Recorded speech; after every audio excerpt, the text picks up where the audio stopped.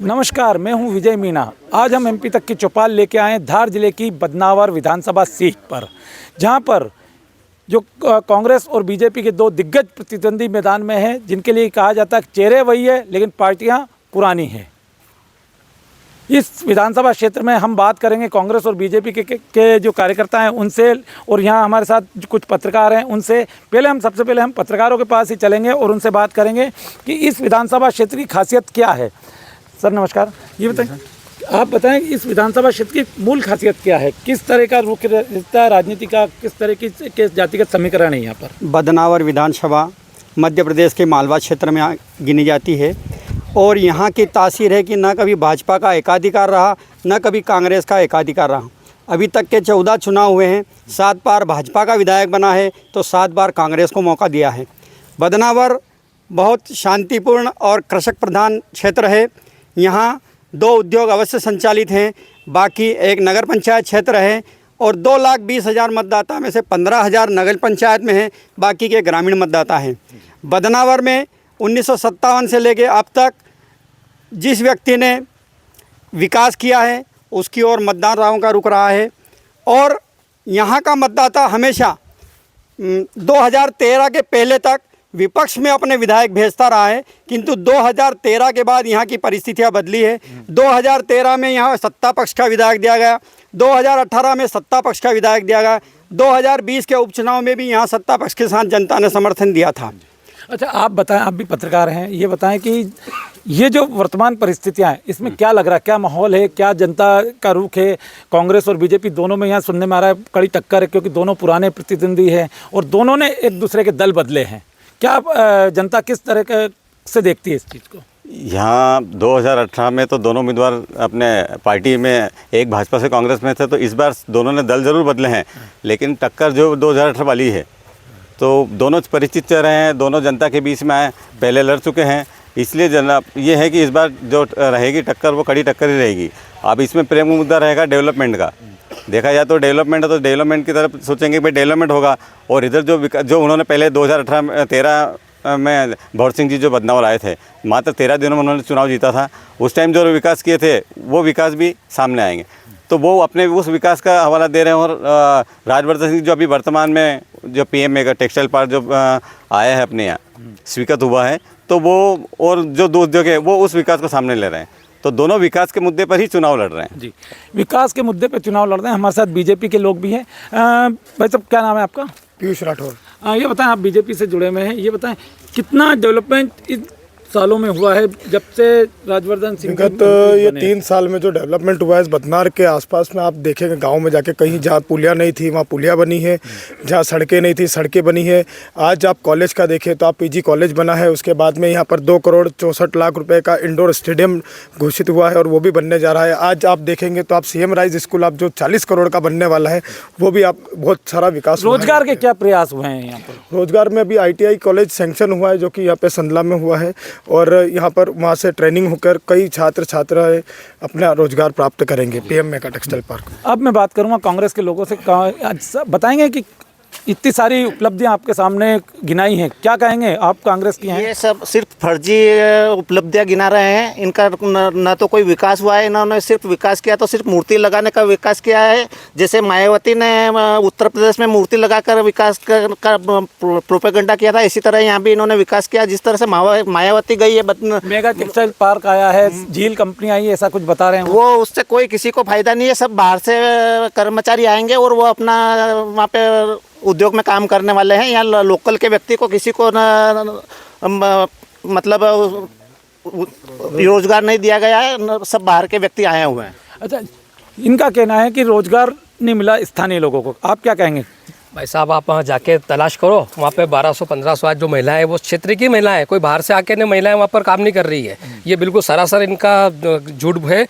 इनकी भाषा शैली और इनके बोलने का अंदाज से पता लग रहा है कि ये लोग सफा झूठ बोल रहे हैं। भारतीय जनता पार्टी में इस क्षेत्र में विकास किया है, सोया एशिया का सबसे बड़ा सोया प्लांट लग रहा है। ये कोई मैं झूठी बात नहीं कर रहा हूँ। झील फैक्ट्री जो कि इस कपड़ा की नंबर 1 कंपनी है, आज उसका प्लांट बदनौर में पश्चिम क्षेत्र में लग चुका है। आप जाके देख सकते हैं, ये कोई झूठी बात नहीं है। स्थानीय लोगों कितने लोगों को रोजगार मिला? देखो, स्थानीय लोगों का रोजगार का ऐसा कि जैसी आपकी एबिलिटी होगी उस हिसाब से आपको वर्क मिलेगा। ये तो सभी जगह सिस्टम है, कोई बदनावर विधानसभा के लिए सिस्टम नहीं बना हुआ है। आपकी जो योग्यता होगी उसके अनुसार आपको कार्य मिलेगा। योग्यता होगी तो कार्य मिलेगा, क्या कहना है? ये कह रहे हैं कि योग्यता होगी तो कार्य मिलेगा, यानी कि ये क्षेत्र जो है किसानी और आदिवासी बेल्ट माना जाता है, तो क्या यहाँ के जो बेरोजगार युवक है उनमें योग्यता नहीं है? योग्यता की बात करते हैं तो पहले आपको डेवलपमेंट की स्कीम लाना चाहिए थी। लोगों को आप स्केल योजना लाते, उसके सिखाते काम, उसके बाद उनको रोजगार मिलेगा। आप बात करते हैं यहाँ पर केचप का प्लांट लगा सकते थे, जो किसानों से जुड़ा हुआ है, उन चीज़ों पे ध्यान नहीं देगा। सिर्फ आदिवासियों की ज़मीन को कैसे हड़पा जाए, उद्योगपतियों को कैसे दिया जाए, निजी फायदा कैसे लिया जाए, इस पर पूरा फोकस है भाजपा का। आदिवासियों को कौन सी जमीनें हड़पी है? जो पश्चिम में बता रहे हैं मेरे दोस्त के ये प्लांट लग रहे, वो प्लांट लग रहे, उधर सब आदिवासियों की जमीन थी बरसों से, जबकि शासन का नियम है अगर उनके पास जमीन है तो वो उनकी है, उनको जबरदस्ती बेदखल किया गया है। उनकी ज़मीनों पे कब्जा करने के लिए आपने प्लांट लगवा दिए। उद्योग को सिर्फ बदनावर को प्रदूषण मिल रहा है।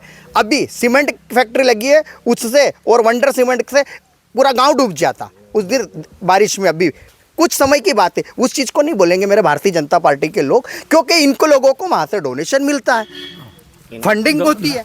ये कह रहे हैं कि डोनेशन मिलता है आपको, उद्योग जो लगे हैं उनसे। इनको शायद याद नहीं है कि वो वंडर फैक्ट्री कब आई थी। ये इनके जो प्रत्याशी हैं उस समय ये फैक्ट्री आई थी। वो खुद उनके भाषणों में बोलते हैं कि मैंने वंडर प्लांट लाया हूँ। तो वंडर प्लांट कौन लाया है पहले ये जानकारी निकाल लें, और वंडर प्लांट आने से और किसका नुकसान होता है तो सामने तो दिखे। लोगों को आज रोजगार मिल रहा है, आज लोगों को अच्छी सुख सुविधाएं मिल रही है। आज झील फैक्ट्री जैसे बता रहे 1200 1500 12,000 महिलाएं वहाँ पर काम करेगी, और सब लोकल की करेगी। मैं गारंटी से कहता हूँ आपको 12,000 महिलाएं काम करेगी आने वाले। इतनी बड़ी तादाद में रोजगार की बात सामने आई है, लेकिन आप लोग कह रहे हैं कि रोजगार नहीं दे रही। सीधी सी बात है, हमारे भाई ने बताया कि 12,000 महिलाएं काम करेगी। आज की परिस्थिति इनसे पूछिए कि महिलाओं को रोजगार में क्या तनख्वाह दे रहे हैं। 4500 रुपये पर मंथ। आज की तारीख में 150 रुपये में किसी का घर चलता है? इनसे ये बताइए 12,000 लोगों को। और आप सबसे बड़ी बात है कि वहाँ परिस्थिति ये है कि लेडीसें गई हैं, बदनावर तहसील की बहुत सारी महिलाएं गई, वापस अपने घर बैठ गई। 4500 रुपये में कोई क्यों? काम क्या वजह है? क्या वजह? भाई ये सब जानते हैं कि लोगों को यहाँ काम करना है तो उनके हिसाब से करना पड़ेगा। भैया रतलाम जैसे क्षेत्र आज से कई सालों पहले उद्योग डले थे, आज बंद पड़े हैं। हिम्मत कोठारी वहाँ के गृह मंत्री भाजपा शासन में रहे, सब कुछ रहा। आज रतलाम की स्थिति और परिस्थिति समझो। अब ये चेतन जी कश्यप ये जो झील फैक्ट्री बदनौर में डली, इसके लिए शिवराज सिंह जी चौहान और सबने वादा रतलाम में किया था। आज भारतीय जनता पार्टी का खुद का विरोध रतलाम में क्यों गई? वो यहाँ शहर से छोड़ के ग्रामीण क्षेत्रों में, यहाँ क्योंकि यहाँ सस्ता मजदूर मिलेगा, यहाँ सस्ती व्यवस्था मिलेगी। 4500 रुपये तनख्वाह देने में किसका घर चल पाएगा? ये बताइए। उद्योग मंत्री इसलिए तो नहीं लेके आ गए? उद्योग मंत्री अपना रिपोर्ट कार्ड बढ़ाने की कोशिश करेंगे, क्योंकि उनका खुद का निजी क्षेत्र है। कहीं ना कहीं उनके लोगों का या उनके निजी स्वार्थ के लिए उनके आदमी लगेंगे। अच्छा, ये चीज़ बताएं, ये कह रहे हैं कि उद्योग मंत्री हैं और अपने निजी जो लोग लगाएंगे, क्या ये ऐसा हो सकता है क्या कि आप लोग मानेंगे कि निजी लोगों को लगाएंगे और स्थानीय लोगों को काम नहीं मिलेगा? ये सरासर झूठ बोल रहे हैं। यहाँ जो भी विकास हो रहा है, चाहे वंडर या चाहे सोया प्लांट, सभी लोग मजदूर वर्ग, पढ़ा लिखा, युवा, शिक्षित, सभी लोगों को काम मिल रहा है। किसानों को फ़ायदा मिल रहा है। यहाँ की दाढ़ी कटिंग से दुकान के लेके, ढाबे वाले से लेके, किराना सामान की दुकान से लेके हर वर्ग का फ़ायदा हुआ है। आप चाहे तो बदनौर का मार्केट देख सकते हैं। आज से 5 साल पहले मार्केट में भीड़ नहीं थी, आज मार्केट में भीड़ हुई। आप चाहे किसी व्यापारी से पूछ सकते हैं, क्योंकि बाहर के और बदनौर के आपस ग्रामीण के लोग आके जो खरीदारी करते हैं, और जो यहाँ से आप अभी कह रहे थे कि 4500 तनख्वाह नहीं, उनकी 8,000 से 12,000 तनख्वाह मिलती है। एक आरोप और भी लग रहा है कि आदिवासियों की जमीनों को हड़पी गई है इस नाम मेगा टेक्सटाइल पार्क के नाम पर। ये इसका क्या कहेंगे? ये सब इनके पास धरातल पे कुछ भी नहीं है, झूठ। आदिवासी विरोध तो कर रहे हैं। मेरी बात सुनिए आप। बदनावर क्षेत्र आदिवासी बहुल्य पश्चिम क्षेत्र आता है। वहाँ 2-3 गांव आदिवासियों को कुछ नुकसान हुआ होगा, मैं भी मानता हूँ, लेकिन उससे ज़्यादा उनको कई गुना फ़ायदा होने वाला है। आज जैसे यहाँ पावर विंड का पवन लगी ऊर्जा, ये सबसे ज़्यादा किसान को, क्योंकि पहले ये खरीद लेते थे ज़मीन, अब ये इसको लीज पे ले रहे हो। किसान की ज़मीन भी बच रही है। यहाँ का पावर प्रोजेक्ट इंदौर की उजाला दे रहा है। बदनावर की हवा से इंदौर उजाला हो रहा है। जी, ये भारत बदनावर की हवा से इंदौर उजाला हो रहा है। क्या कहेंगे, कितना डेवलपमेंट है ये? आप मेरा भाई ये छोटा, आप कह रहे हैं कि आदिवासी को कोई फ़र्क नहीं पड़ा, जबकि शिवराज सिंह चौहान 20 साल 18 साल हो गए मुख्यमंत्री बने हुए। 18.5 साल भारतीय जनता पार्टी की सरकार रही, सबसे पहला नारा था उनका, क्योंकि कांग्रेस का वोट बैंक हुआ करता था आदिवासी, उसमें सेंध लगाने के लिए जितनी योजना शिवराज सिंह चौहान लाए थे, शिवराज सिंह चौहान का कहना था जिस 12 साल जिसका कब्जा वो उसकी ज़मीन, अब 40 साल जिसका कब्जा उसको हटाए 5 लाख रुपए 6 लाख रुपए बीघा का मुआवजा दे रहे हो आप उन आदिवासी गरीबों को, और कुछ को मिला कुछ को नहीं मिला। क्या स्थिति, आज मेरी ज़मीन अगर कोई 6 लाख रुपए में ले लेगा, आपकी ले लेगा, तो आपका घर परिवार कैसे चलाएंगे आप? अच्छा भाई साहब, ये बताएं कि इतना डेवलपमेंट जो बता रहे हैं बीजेपी के लोगों की, यहाँ पर वंडर सीमेंट बनी है, झील कंपनी आई है, कुछ व्यापार में बढ़ोतरी हुई है क्या? एक बात समझिए आप, फैक्ट्री अभी लगी कहाँ है? इसको तो सिर्फ कागज़ पे स्वीकृत हुई है ना। अभी जो फैक्ट्री लगी है उनमें लोकल का कोई व्यक्ति काम नहीं कर रहा है, ठीक है। दूसरी बात, जो टेक्सटाइल पार्क की जो बात हुई थी, वहाँ काम बंद करना पड़ा है, भाजपा को वहाँ पर काम बंद करना पड़ा। क्या वजह है? क्या वजह उसकी ये रही कि आदिवासियों का विरोध झेलना पड़ा उन्हें, और जब भी काम करने गए सैकड़ों की संख्या में आदिवासी आए। आप मेरे भाई बता रहे 2-4 लोग आए, सैकड़ों की संख्या में आए, और उनको झुकना पड़ा आखिरी में, क्योंकि वो गलत तरीके से ज़मीन का अधिग्रहण कर रहे थे। क्या मुआवजा नहीं दिया? क्या नहीं दिया? मुआवजा कहाँ दिया? वो तो जबरन हड़पी गई ना ज़मीन है, इस वजह से। हाँ बताएं, ये कह रहे हैं कि मुआवजा भी नहीं दिया और जमीन हड़प लिया। पहली बात तो उनकी बात पे मुझे हंसी आ रही है, वो कह रहे हैं कोई फैक्ट्री नहीं डली है। मैं आपको दावे के साथ कहता हूँ, ये आपका चैनल है, इस चैनल के माध्यम से मैं अगर आप मेरे साथ चलो 10 किलोमीटर की दूरी पर झील फैक्ट्री है, वहाँ पर महिलाएं काम करती हुई दिख जाएगी, और आप बहुत बड़ा प्रोजेक्ट वहाँ उस क्षेत्र में लग रहा है। मतलब यही इनको मालूम नहीं है धरातल पर कितना वर्क हो रहा है बदनावर में।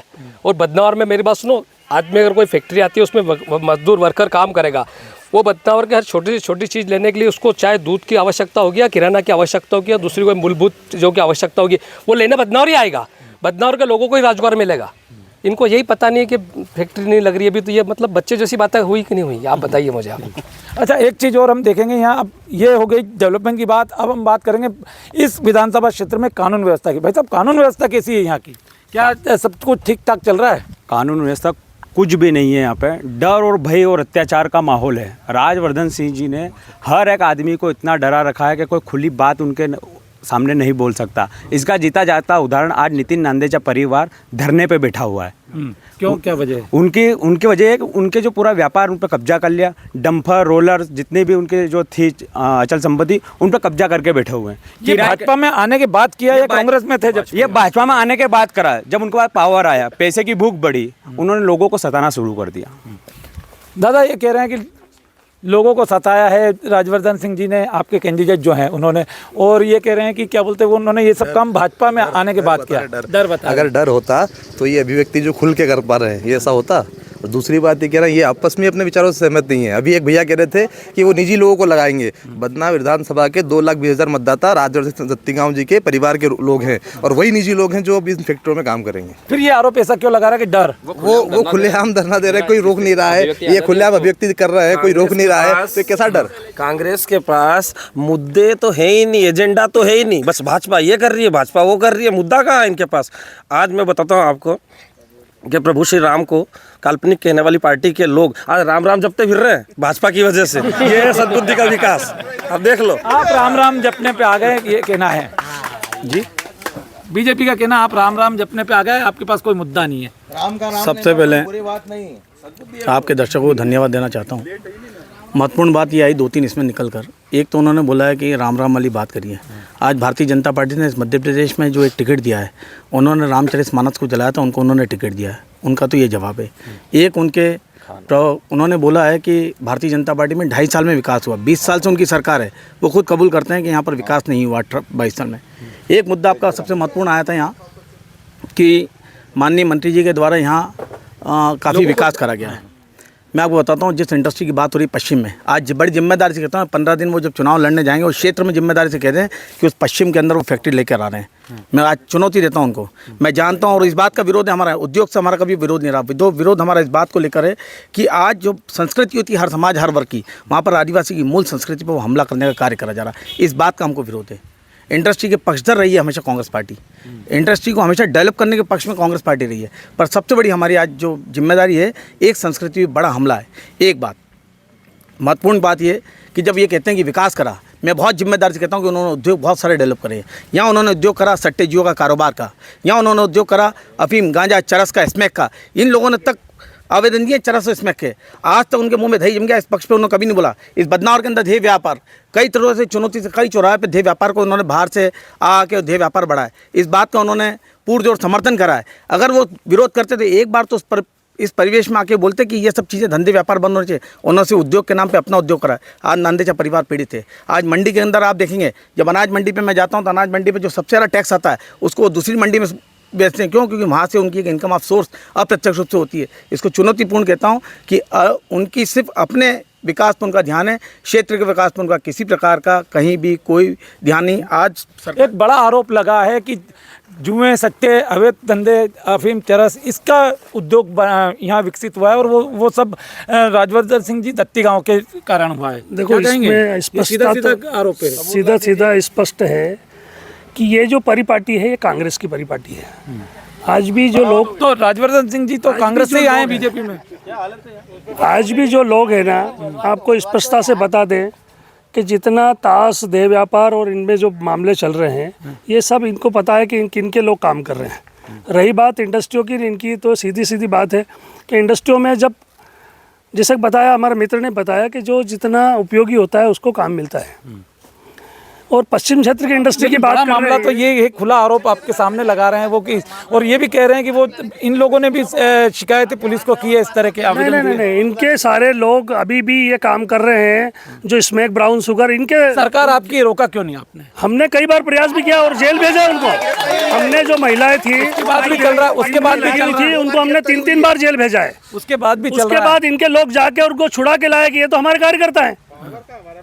इन्होंने जाके, पावर आपके पास है कि उनके पास है? देखो, पावर हमारे पास में है, पर पैसा लगा के इन्होंने छुड़ाया उसको 3 बार। हम उसका सबूत दे सकते हैं, सबूत दे सकते हैं कि इन्होंने उसको छुड़ाया 3 बार। उस महिला को, जिस महिला जो अफीम और चरस के और ब्राउन शुगर के धंधे में लिप्त है, उसको 2 बार जेल भेजा। ये जो धंधा कर रहे थे, इन लोगों को क्या मंत्री जी का संरक्षण मिला हुआ है? नहीं, मंत्री जी का संरक्षण क्यों होगा ऐसे लोगों को? लगाया कांग्रेस ने आरोप तो लगा सकते हैं। ये आरोप तो कुछ भी, इन्होंने कहा ना इंडस्ट्रियल लगी नहीं रही है, ये आरोप है। इन्होंने कांग्रेस पार्टी से इनका नाम आरोप वाली पार्टी है। कांग्रेस पार्टी से इनका नाम वो आरोप पार्टी रख देना चाहिए। और जो ये बात हमारे मित्र परिषदोष जी कर रहे हैं कि ये राम नाम की और ये बात कर रहे हैं, तो आपने देखा होगा जब राम सेतु हमारा था, भारत की आकांक्षा और अपेक्षाओं पे जो राम सेतु था, जो राम जी द्वारा बनाया गया सेतु था, उस सेतु को तोड़ने के लिए किनके लोग लगे थे? कपिल सिब्बल जी लगे थे, कांग्रेस के थे। कौन लोग लगे थे? स्थानीय बात करें, स्थानीय बात करें। इन्होंने अभी मैं ये जो स्मैक और चरस गंजा की बात कर रहे हैं, ये खुद कबूल कर रहे हैं कि इनके पार्टी के लोगों ने, हमने विरोध करा, हमने इस चीज़ को उठाया है, इस जनहित मुद्दे को उठाया है। इन्होंने कितनी बार उठाया? आप इनसे भी तो पूछिए। ये तो कह ही रहे ना, हमने कई बार शिकायतें की। कहा ऐसा नहीं होता है। मुद्दा सड़क पे क्यों नहीं उतरे आप? उसके लिए सड़क पे नहीं उतरे, इस मामले में आप क्या कहें? जवाब देता हूँ। सत्ता इनकी, मंत्री इनके, प्रशासन इनका, उनके बाद भी ये ज्ञापन दे रहे हैं, मतलब कहीं ना कहीं तो मिलावट है। और पैसे ये लोग ले रहे हैं, भाजपा के लोग उनको संरक्षण दे रहे हैं, खुले तौर पे संरक्षण है भाजपा के जो पदाधिकारी और जो पूर्व पार्षद है वो चला रहे हैं सट्टा जुआ चला रहा है। ये तो इनकी हालत है। सिर्फ जोर से बोलो और झूठ बोलो, जोर से बोलो और झूठ बोलो। ये कह रहे हैं जोर से बोलो, झूठ बोलो, और बीजेपी के लोग ये चला रहे हैं। मेरा ये कहने का मतलब है कि सत्ता हमारी, शासन हमारा है ना, सत्ता हमारी, शासन हमारा। क्राइम क्या पूछ के होता है? कोई इसमें खाता है, पूछ के खाता है? पता लगा, ज्ञापन दिया ना, सूचित करा ना, क्या गलती कर दी है? कार्रवाई क्यों नहीं? कार्रवाई करी है, अभी करी है, कार्रवाई हुई है। अभी इनका तो कहना कार्रवाई नहीं हुई, कार्रवाई सब करी है। तो आरोप लगाएंगे, आरोप वाली पार्टी, एजेंडा कुछ भी नहीं कमल जी के पास। रिपोर्ट का प्रमाण दे दो, थाने पे रिपोर्ट का प्रमाण दे दो। 2 बार गिरफ्तारी हुई है, 3 बार गिरफ्तारी हुई है उनकी। हाँ हुई है, हुई तो है ना। लोकतंत्र में मर्डर वाले की भी जमानत होती है कोर्ट से, लोकतंत्र में मर्डर वाले की भी जमानत होती है, वैसा कोर्ट से वो छूट जाते हैं। क्या हमारे हाथ में फांसी चढ़ाना है क्या? ये तो जज फैसला करेगा ना। हम तो पहुंचा रहे हैं उनको जेल, ये हमारा प्रशासन है। अच्छा ये बताएं, चलो ये बताएं कि इन्होंने कह दिया कि कार्रवाई कर रहे हैं और ये सब कर रहे हैं, लेकिन यहाँ किसानों की समस्या के लिए कितनी बार कांग्रेस ने आंदोलन किए हैं या कांग्रेस ने तो बहुत बार करा आंदोलन, पर क्या बहुत सारे किसान थे। किसान क्या पीड़ित है? किसान क्या पीड़ित है? बहुत सारे प्रशासन है इधर लगी है। आप बताइए, किसान किस तरह से इस क्षेत्र में खुश है या ना खुश? अभी 40% वाला मामला आया था प्याज पे, तब किसानों के समर्थन में पूरी कांग्रेस पार्टी खड़ी थी। जब 1.5 साल के आसपास दिल्ली के अंदर जब 3 कानून, कृषि कानून को लेके, काले कानून को लेके जब किसान धरने बैठे समस्त पार्टी के रूप में, और हम जैसे जितने नौजवान थे वहाँ दिल्ली के अंदर, और अपने क्षेत्र में हमेशा उनके पक्ष में खड़े रहे। एक भी बार जब 700 से अधिक किसानों की आत्महत्या हो गई, इस देश के अंदर मर गए, एक भी बार भारतीय जनता पार्टी के किसी व्यक्ति ने जिम्मेदारी से किसान के पक्ष में आवाज़ नहीं उठाई। आज जब किसान के अंदर, बदनावर के अंदर मंडियाँ बन रही, एक महीने व्यापारी दुखी रहा, किसान दुखी रहा, एक भी बार यहाँ के माननीय मंत्री जी ने उनके पक्ष में आके एक बयान देना उचित नहीं समझे। कहना है कि मंत्री जी किसानों की समस्या सुनते नहीं है। भारत सरकार ने और राज्य सरकार ने किसान सम्मान निधि के नाम से एक फंड बनाया, आपको पता होगा, 10,000 रुपये सालाना। हम किसान को यदि मजबूत नहीं करना चाहते तो ये फंड बनाते ही नहीं हम। कांग्रेस ने ऐसा कभी फंड बनाया 70 साल में? जवाब दे। कांग्रेस ने यदि ऐसा फंड बनाया, किसान को मजबूत करने की रोड बनाई क्या कभी? 50 साल में कभी अटल बिहारी वाजपेयी जी ने पहले ग्रामीण सड़क के बाद विचार किया? इन्होंने कभी विचार किया क्या किसान के लिए? क्या कह रहे हैं अब आप इनके बात का जवाब दीजिए। उन्होंने बोला है कि किसान के लिए कांग्रेस ने क्या करा। इस देश के अंदर जितनी भी सब्सिडी योजना है जो किसान के पक्ष में होती है वो कांग्रेस लेके आई। जब जब किसान कर्जे में आया, जब जब आत्महत्याओं का ग्राफ इस देश के अंदर किसी भी अप्रत्यक्ष प्रत्यक्ष रूप से बढ़ा, तब किसान का इस देश के अंदर कर्जा माफ़ करने वाली अगर कोई पार्टी रही है तो वो सिर्फ और सिर्फ कांग्रेस पार्टी रही है। कई उन्होंने बीज को लेकर, आज बीज निगम पे जिन्होंने स्कूल की बात करी है कि आज स्कूल आया वहाँ पर, कौन सा स्कूल अपना वो CM राइस, मध्य प्रदेश के अंदर आप पूछें, बदनावर के अंदर पूछें कितने स्कूल आज विलय हो गए हैं, कितने स्कूल कम हो गए हैं। पहले तो ये पूछें, फिर वो CM राइस जैसे स्कूल बना रहे ना, वो कांग्रेस ने दी थी बीज निगम को ज़मीन, बीज निगम को ख़त्म करके और वहाँ CM राइस स्कूल लाया गया है। इनका कहना है कि CM राइस स्कूल तो खोले हैं लेकिन अन्य स्कूल बंद कर दिए गए। क्या कहेंगे आप? कौन सा स्कूल बंद हुआ है? आरोप है इनका है। स्कूल है अभी कौन सा नंदराम चोपड़ा भी चल रहा है, कौन सा स्कूल बंद हुआ है? आज इन्होंने सिर्फ एक आरोप लगाते कमलनाथ की सरकार करने का काम किया है सिर्फ। और आज जो स्कूल बन रहा है, आज सभी बच्चे पढ़ेंगे, चाहे वो गरीब के बच्चे हो चाहे अमीर के बच्चे, सभी पढ़ेंगे। और वहाँ पे जो फैसिलिटीज मिलनी है CM राइस स्कूल में, जो फैसिलिटीज मिलेगी वो सभी आमजन के बच्चों को मिलेगी। कोई ऐसा तो नहीं है कि गरीब के बच्चों को नहीं मिलेगी। कोई स्कूल बंद नहीं किया गया है। शिक्षा का स्तर में सुधार किया है, क्योंकि जो आज के स्कूलों में जो सुविधाएं कम है उन्हें बढ़ाकर, और मैं आपको मेरे कांग्रेस मित्रों को पता नहीं है कि CM राइस स्कूल में क्या क्या बच्चों को शिक्षा मिलेगी। यहाँ तक कि उनको तैराकी की शिक्षा मिलेगी, राइडर से शिक्षा मिलेगी, खेल खेल में भी शिक्षा मिलेगी। तो सुधार के हाँ बोलिए आप बोलिए। ग्रामीण क्षेत्र CM राइस की बिल्डिंग बन रही है क्योंकि कमीशन मिलेगा। शिक्षा का स्तर कब सुधरता है? बिल्डिंग से शिक्षा का स्तर सुधरता है। टीचर है नहीं, अस्पतालों में मशीनें आ गई है मगर वो काम नहीं कर रही है, स्टाफ नहीं है। बदनावर का सिविल अस्पताल रेफर अस्पताल है, आप आधी रात को जाएंगे तो सिर्फ रेफर लिख दिया जाएगा, काम कुछ नहीं होगा। सिर्फ निजी विकास करना है। आर्थिक विकास कैसे हमारी पार्टी का होगा, हमारे नेता का होगा, हमारे कार्यकर्ताओं का? भाजपा का मूल उद्देश्य ये है, बिल्डिंग बनाना है, मशीनें खरीदना है, मैन्युफैक्चर नहीं है। आप स्कूल में चले जाइए, अस्पताल में चले जाइए, कोई काम नहीं हो रहा है। चलिए, मेरा अंतिम सवाल अब बीजेपी से रहेगा। अभी ये चुनाव है, इसमें बीजेपी किन मुद्दों को लेके ये जनता के बीच जारी है? और ये बताएं कि क्या राजवर्धन सिंह जी बीजेपी को भागाए? बिल्कुल भागा है। हमारे कार्यकर्ता जितने भी हैं सब उनका ईमानदारी से काम कर रहे हैं, क्योंकि उनको जो कार्यकर्ताओं के साथ प्रेम जो करना चाहिए वो ईमानदारी से वो प्रेम करते हैं। ये क्या मुद्दों को लेके जाएंगे? मुद्दा हमारा सारा विकास का ही रहेगा। और क्षेत्र में हम जो इंडस्ट्री लगा रहे हैं उनमें हम क्षेत्र के 60% लोगों को काम पे लगाने वाले हैं। ये चाहे कांग्रेस वाले माने या ना माने, हमारा मुद्दा पूरा यही है, 60% लोगों को हम क्षेत्र के लोगों को उन इंडस्ट्रियों में लगाएंगे। अब कांग्रेस की ओर से मैं अंतिम सवाल पूछूंगा, ये बताता हूँ, भंवर सिंह जी शेखावत बीजेपी में थे और अभी 2 सितंबर को कांग्रेस में आ गए, कांग्रेस ने पचा लिया उनको, और किन मुद्दों को लेकर अब वो जनता विधायक रहे? बहुत अच्छा सवाल है आपका। मैं आपको बताता हूँ कि एक व्यक्ति जो कांग्रेस में था, राजवर्धन सिंह जी, उन्होंने 2.5 साल के अंदर 18 महीने की सरकार जो उन्होंने गिराई थी वो जनमत बेच के करी थी। जनमत पूरे मध्य प्रदेश का बेचा था, जनमत कांग्रेस कार्यकर्ताओं का उन्होंने बेचा था। उन्होंने जो कांग्रेस की जो मेहनत थी, जो कांग्रेस ने उनको जिताया था, उन्होंने उनको बेच के अपनी सरकार वहाँ आज भारतीय जनता पार्टी की सरकार उन्होंने जनमत के माध्यम से बनाई थी।